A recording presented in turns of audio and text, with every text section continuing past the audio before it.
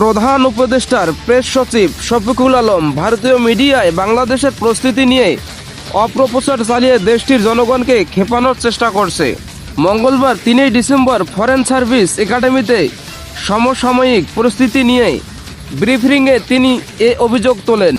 Press সচিব বলেন, অনেক মিডিয়া বিশেষ করে ভারতীয় মিস ইনফরমেশন ছড়াচ্ছে। সেক্ষেত্রে ভারতীয় ঐক্যটি খুবই গুরুত্বপূর্ণ।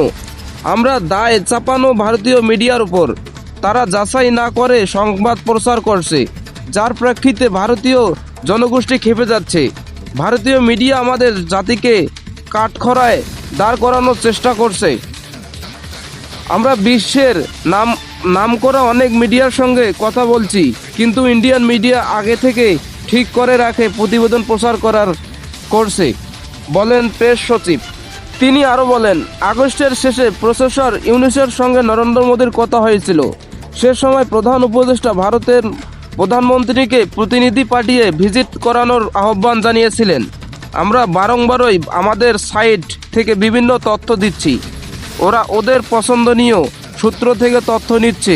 আমরা সব ক্ষেত্রেই খেলাধুলাভাবে সব কিছু জানতে চাই, কিন্তু চোখ কান নাক বন্ধ করে থাকলে তো সত্যটা জানতে পারবেন না, শুনেও না শোনার ভান করে ভারত। তবে এসব গুজব ও মিথ্যা তথ্য কূটনৈতিক প্রক্রিয়া অনুযায়ী মোকাবেলা করা হচ্ছে বলেও জানান প্রেস সচিব। Desk report, news.